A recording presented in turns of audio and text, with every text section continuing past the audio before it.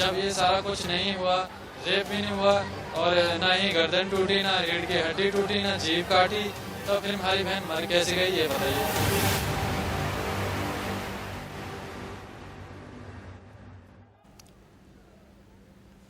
India news देख रहे हैं आप, आपके साथ मैं हूं शुभ्रा सुमन। और आज की तस्वीर हाथरस से, आज की तस्वीर उस रास्ते से जहां पर राहुल गांधी और प्रियंका गांधी मौजूद हैं। डीएनडी पहुंच चुका है इस वक्त राहुल गांधी और प्रियंका गांधी का काफिला।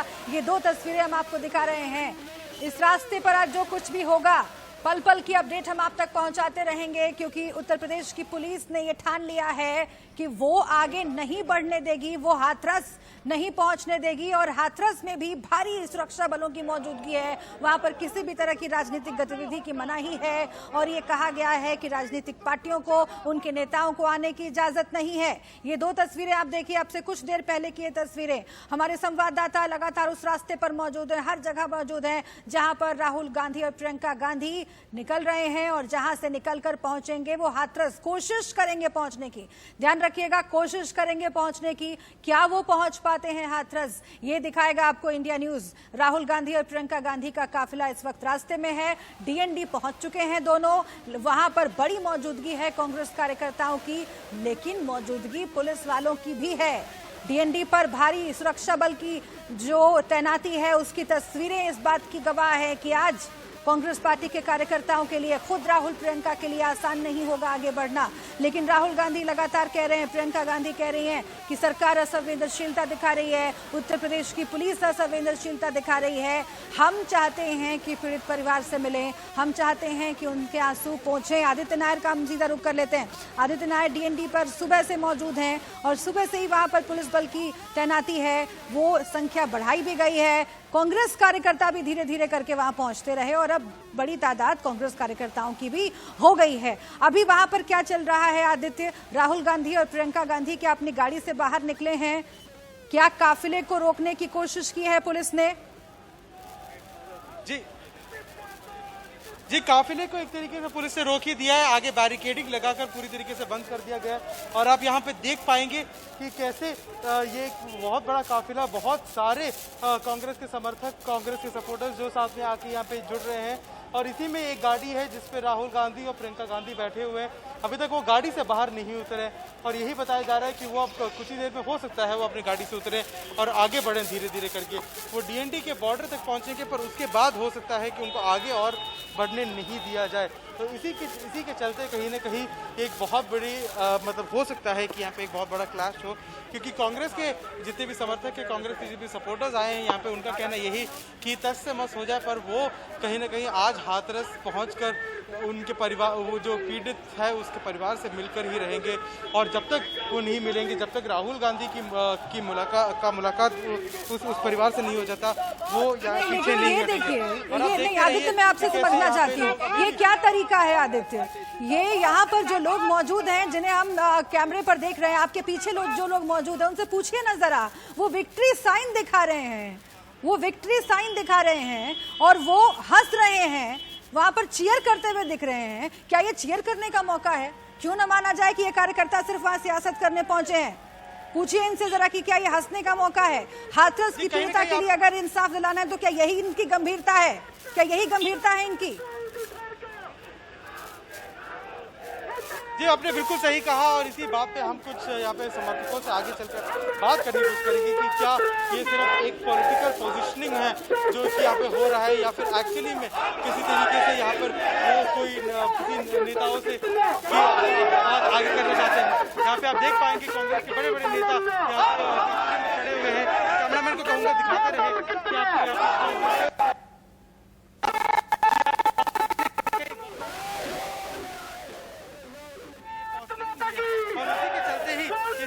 यहाँ पे भीड़ इतनी है कि हम यहाँ पे रुक नहीं पाएंगे, रुक के किससे पूछ नहीं पाएंगे। पर ये दृश्य आपको मैं दिखाते रहना चाहूँगा कि यहाँ पे कांग्रेस के नेता अकेले नहीं, कांग्रेस के नेता अपने पूरे समर्थकों के साथ ही यहाँ पे चल रहे हैं। उनका कहना यही कि हम अपने समर्थकों लेके ही जाना चाहते हैं। आगे डीएनडी तक पहुँच के हो सकता है राहुल गांधी अपनी बात रखते कि मेरे को अकेले जाने दिया जाए, पर अभी तक तो ऐसी कोई बात हुई नहीं है, ऐसी कोई बात हुई नहीं है।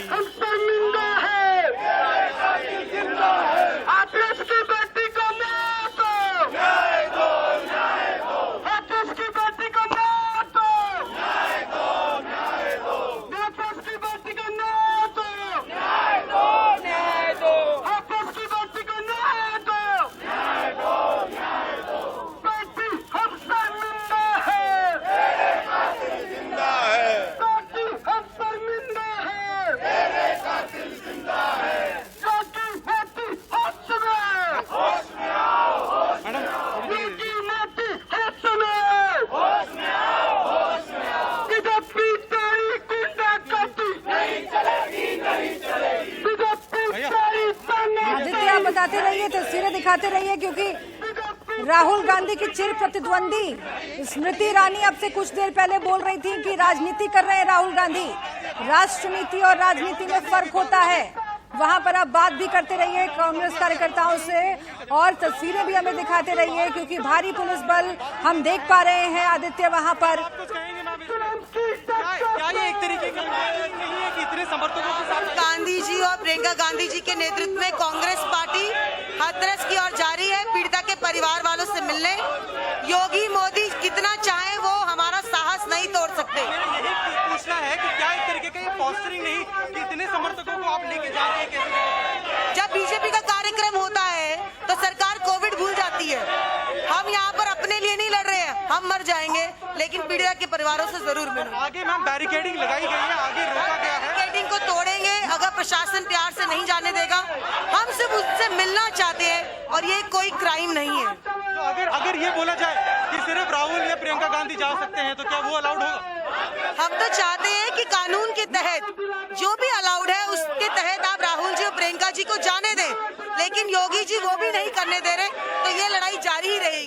कहीं ना कहीं यही लड़ाई की जैसे आपको बताया कि एक तरीके से अगर जब तक राहुल या प्रियंका गांधी को पूरी तरीके से आगे चलने नहीं दिया जाएगा तब तक ये जंग चलती रहेगी। और उनका कहना यही कि यहाँ तक तो हमने जंग लड़ी है, इससे आगे अगर जाने के लिए दो ही लोगों को अनुमति दी जा रही है तो वो दो लोगों को भी सही जाने दिया जाए और हाथरस के परिवार से मिलने दिया जाए। नहीं, लेकिन मुझे एक बात बताइए ना आदित्य, क्योंकि कांग्रेस के नेता यही कह रहे हैं कि हम रुकेंगे नहीं, चाहे कितना भी हमें रोकने की कोशिश की जाए। बैरिकेड लगा दोगे, हम बैरिकेड तोड़ देंगे, हम यहाँ पर अपने लिए नहीं आए हैं, तमाम तरह की बातें वो कर रहे हैं और ये कह रहे हैं कि हाथरस की पीड़िता को इंसाफ दिलाना है। राहुल गांधी को अगर हाथरस की पीड़िता के परिवार से मिलना है, अगर उनका दर्द जानना है, अगर अभी तक जो तकलीफें उनको उठानी पड़ी है उसके बारे में बातचीत करनी है, तो इतना बड़ा काफिला लेकर जाने की क्या वजह है? इतना बड़ा काफिला लेकर जो जा रहे हैं, क्या ये सियासी जमीन बना रहे हैं? इतने बड़े काफिले के यही सवाल हमने पूछा, दोबारा एक बार यही बात पूछने की जरूरत। मैम एक और बार यही आप बता दीजिए क्या इतने बड़े काफिले की एक्चुअली जरूरत थी? तब पहुंच पाएंगे आप लोग? देखिए, निरंतर प्रयास रहेगा, कोई रोक नहीं सकता। और राहुल जी ने स्वयं कहा है कि दुनिया की कोई ऐसी ताकत नहीं जो हमको पीड़ित परिवार से मिलने से कोई रोक सके। और अब देखिए सब रास्ते साफ हो जाएंगे। सर, जिस तरीके से बीएनडी पे सिक्योरिटी टाइटन है, जिस तरीके से आपने कहा, राहुल गांधी ने कहा है कि दुनिया की कोई हिम्मत मुझे रोक नहीं सकती जाने, तो क्या लगता है आपको कितनी पॉसिबल? हमारा भी प्रयास रहेगा, जैसे वो इंतजाम किए हैं हमारी तरफ से भी सब इंतजाम है। और कोशिश यही रहेगी कि आज हाथरस पहुंचे और पीड़ित परिवार से मिले। तो सुन रहे थे आप पीएल पुनिया, कांग्रेस पार्टी के नेता। वो कह रहे थे कि आज कोशिश यही रहेगी कि हाथरस पहुंचे और पीड़ित परिवार से मिले। अगर रोकने की कोशिश की जाएगी तो हम रुकेंगे नहीं। और कांग्रेस के नेता यही कह रहे हैं कि बैरिकेडिंग करेगी पुलिस तो हम बैरिकेडिंग तोड़ देंगे।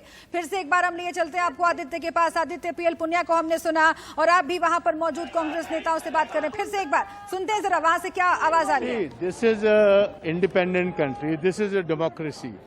Can you stop somebody from going to Hathras? Are we not allowed as Indians to go and meet the victims whose girl has been badly brutalized?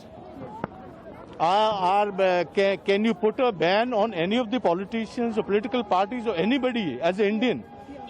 This is not some other country that we have to take a visa. Yes, sir. As you can see in the BND, the security is highly tightened. What do you think, sir? Rahul Gandhi also tweeted that nobody can stop me today from going to Hathras. How do you see it, sir? See, we are with our leader. I think so. He's very right that the bereaved family is waiting for somebody to come and mourn the death of a young child with them. It's so unfortunate that in our own democratic country, we are organizing such a position where we are not allowing anybody else to enter that village. I think so. This is most unfortunate. That this kind of precedent was never there ever earlier. Neither it should ever be encouraged. Thank you, sir.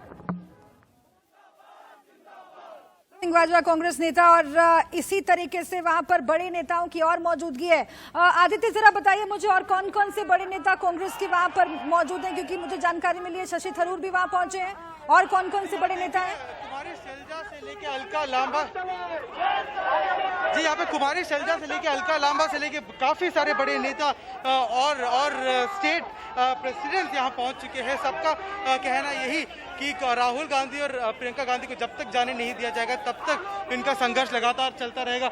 आप देख सकते हैं कि कैसे यहाँ पे एक बहुत बड़ा काफिला है। यहाँ पे अलग अलग कांग्रेस नेताओं के चेहरे आप अपने टीवी स्क्रीन पे लगातार देख पाएंगे।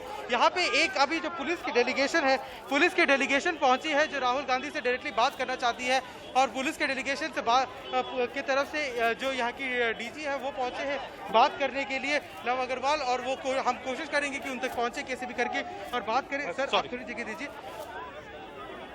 यहाँ पे जो इनके बीच में राहुल गांधी, प्रियंका गांधी और ये जो डेलीगेशन है, डेलीगेशन के बीच में बात चलती हुई, अपने कैमरा पर्सन को कहूंगा ऊपर से आपको दृश्य दिखाने की कोशिश करें कि कैसे ये डेलीगेशन अभी बात करने की कोशिश कर रही है राहुल गांधी और प्रियंका गांधी से कि आप कृपा करके अकेले जाएं और इस पूरे काफिले के साथ में लेके ना जाएं। तो पुलिस का डेलीगेशन कन्विंस करने की कोशिश कर रहा है राहुल प्रियंका को।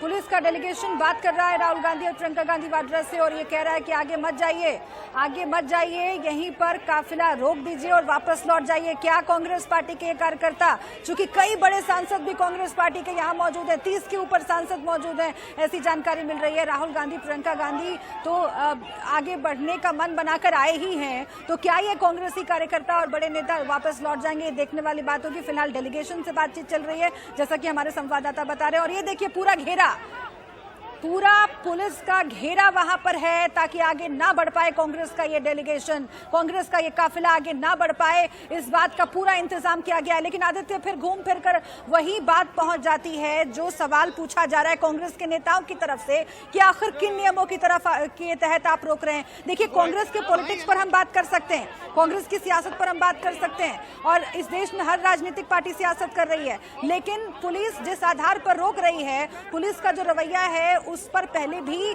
सवाल खड़े हुए थे और फिर से एक बार सवाल खड़े होंगे और फिर से एक बार राहुल गांधी पूछेंगे कि किस नियम के तहत आप रोक रहे हैं। क्या अपने ही देश में एक जगह से दूसरे जगह जाने की इजाजत नहीं है? कहा कहीं न कहीं पुलिस के रवैये पे बहुत बड़ा सवाल जरूर उठ रहा है और पुलिस के रवैये को बार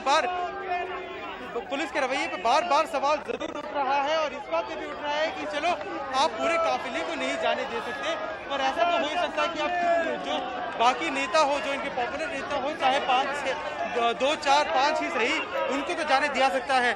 पुलिस अभी यहाँ पहुँच के यही कह रही है कि उनको भी जाने नहीं दिया जाएगा और सबसे बड़ी बात इस सब में यही कि अभी तक किसी भी तरीके का एक जवाब नहीं मिला पुलिस के तौर पे, पुलिस की तरफ से कि ये क्यों रोका जा रहा है, क्या है कारण, किस लॉ के तहत इन सबको रोका जा रहा है, ये अभी तक नहीं पता लग पाया।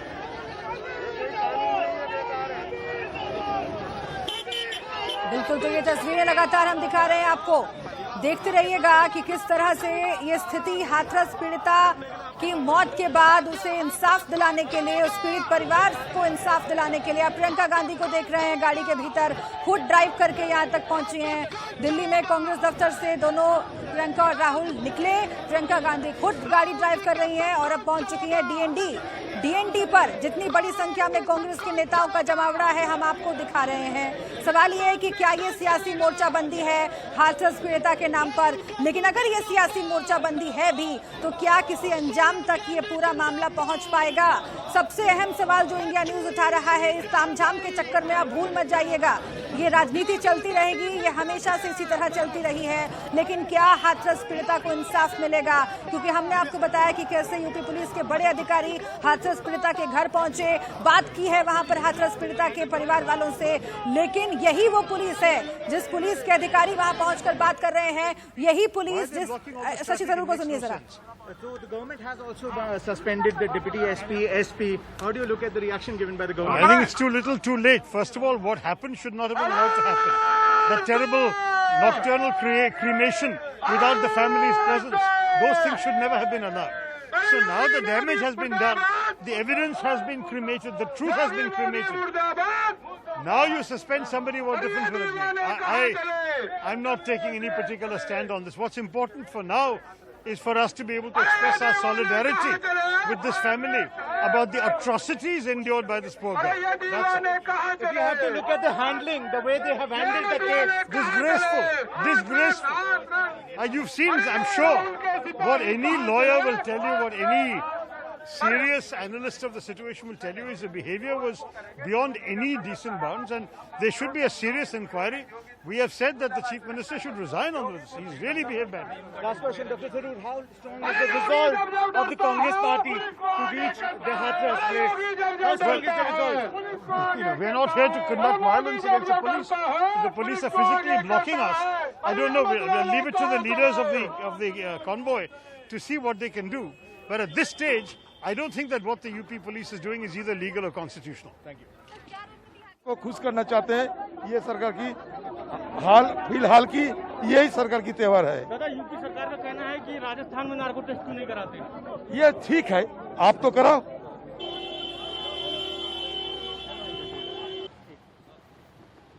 इससे पूछा जा रहा है।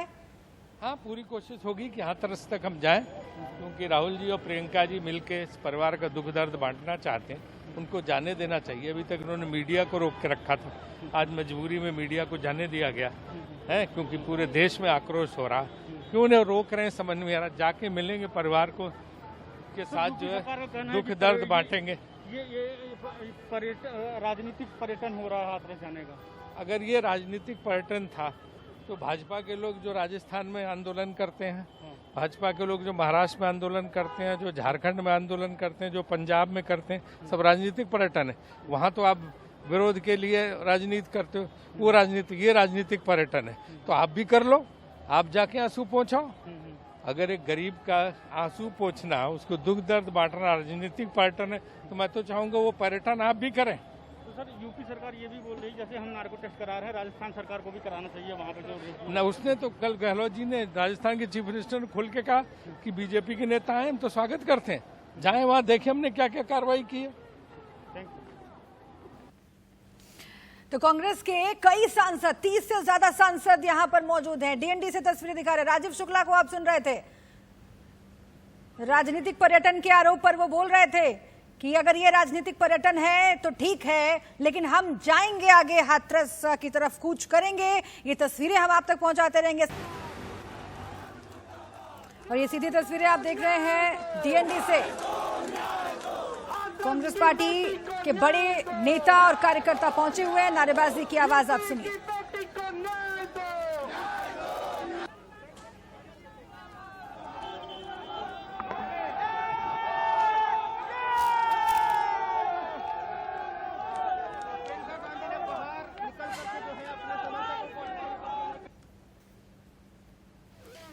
तो प्रियंका गांधी अपनी गाड़ी से बाहर निकली हैं और अब से कुछ देर में ही मीडिया से बातचीत कर सकती है। हम आपको सुनवाएंगे क्या कहती हैं प्रियंका गांधी।